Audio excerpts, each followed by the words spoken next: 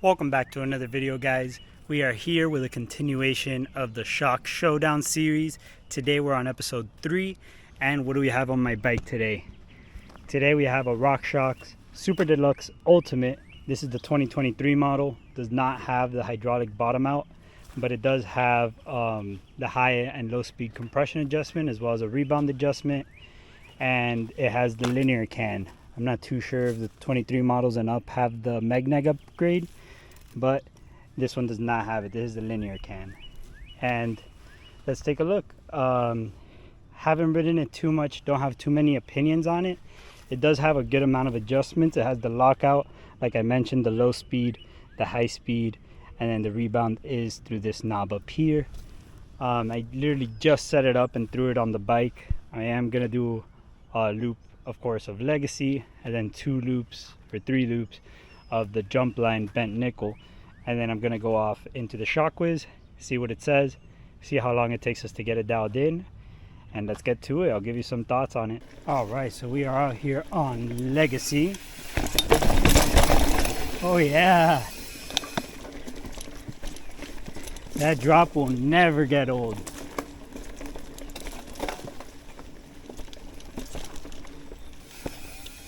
And I gotta do here.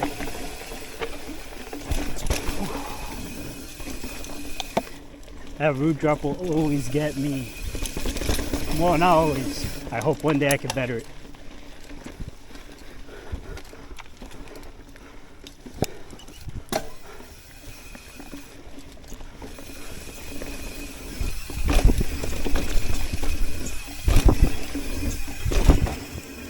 Oh yeah.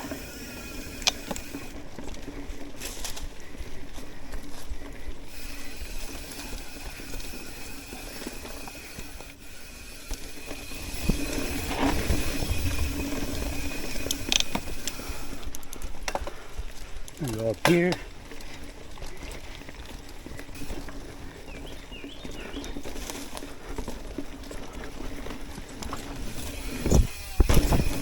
Handle the drop well.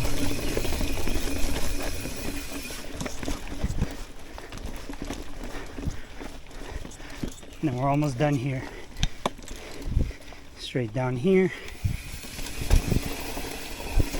And open her up. Up.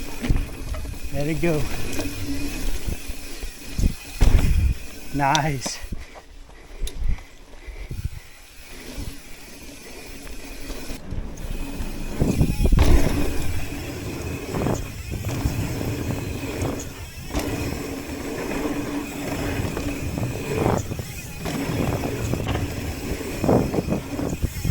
Oh yeah.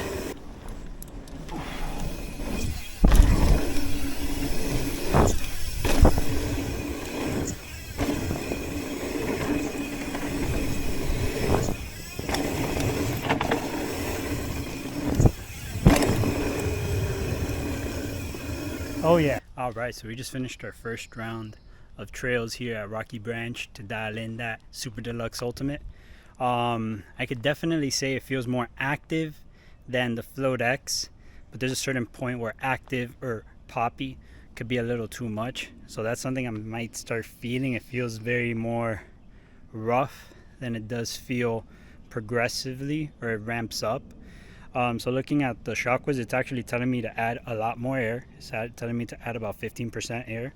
It's telling me to add a volume spacer, but I think with ramping up the air, it's going to take care of that. It says my low speed rebound is good. My high speed rebound, it's telling me to speed it up. And it's telling me to firm up my high speed compression. So I'm going to make a couple of adjustments, and then we're going to go ahead and do the same loop. And let's see from there. Right now, I do feel like the shock is a little bit rough. I'm gonna get a little bit more runs in and see if that's something I'm feeling myself or something I have to get used to. It does feel a little bit rougher than the Float X I was running previously. And in terms of that versus the X2, I mean, the X2 is going to be a lot more plush. This one just feels a lot more active, but I'm going to make the adjustments. We're going to go ahead and go around. Right now my score is only, off the bat, was a 65, so we have a long ways to go. We have at least 25% to go, or 25 in score to go, before this gives me a 90. So I'm sure that 25 is where I'm going to find that magic. Let's see.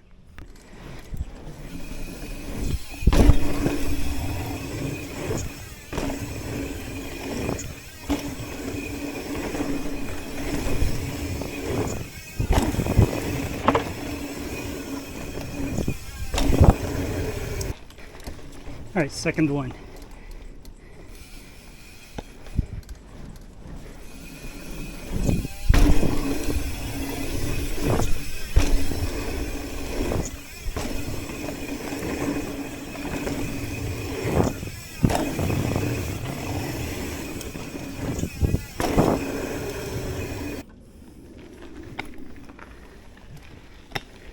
All right, so this is the third run down bent nickel.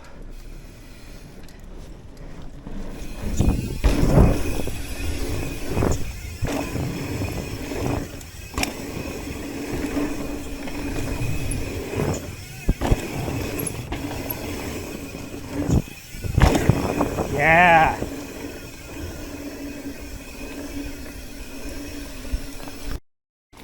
All right, right back down Legacy we go. That was better.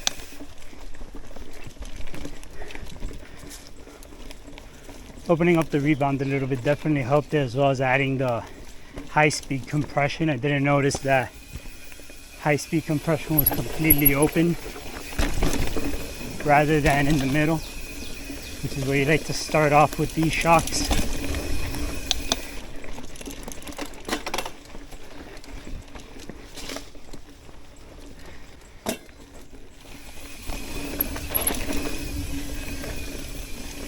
All right, into the front loop we go.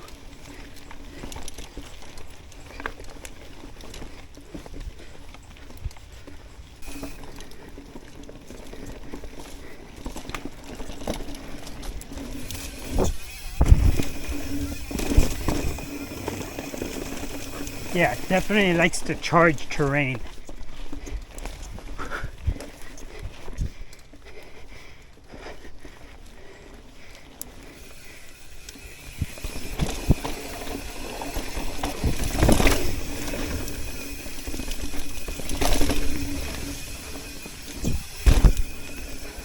Oh, good.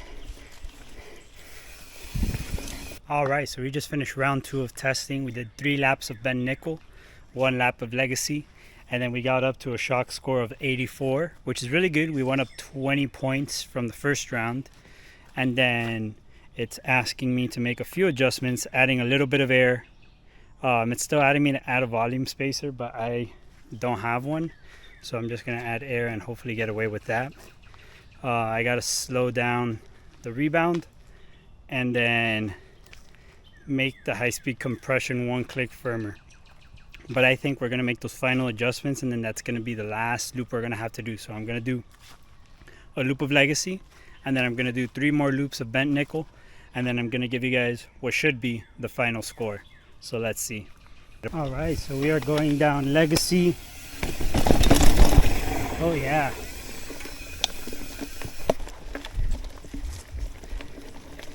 So we had to add another click of high-speed compression, eased off a little bit on the rebound, and added some more air pressure.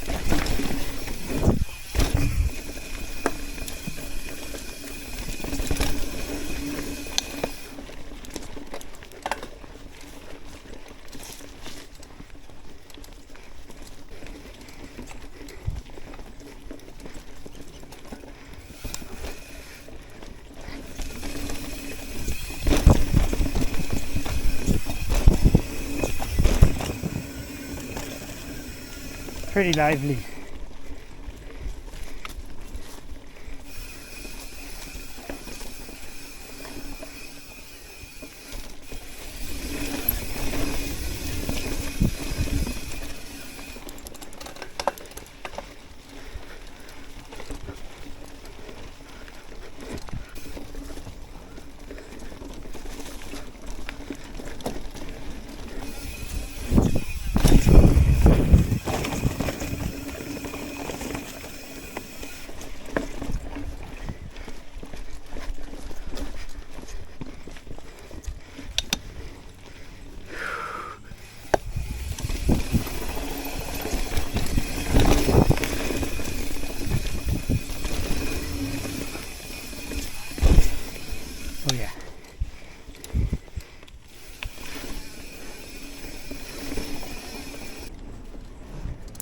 bend nickel.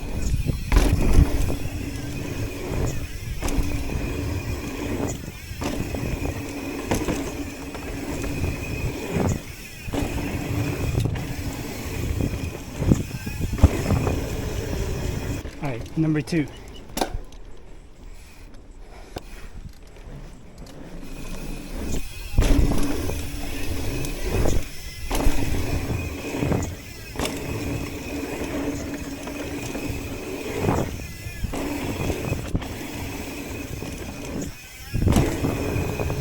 Very good.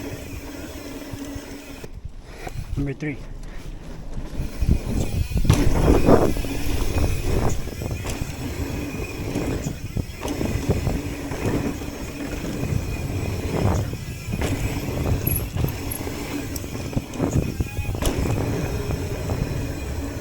All right, so we just finished our loop. We did Legacy Trail and we did 3 laps of bend nickel, and we ended up getting a 92 on the Shockwiz score. Pretty happy with that.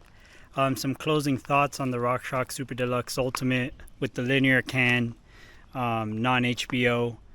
Those are variables that might give you a different experience, but my experience have been that it's not plush off the top. It does take a little bit force to get through that initial stroke.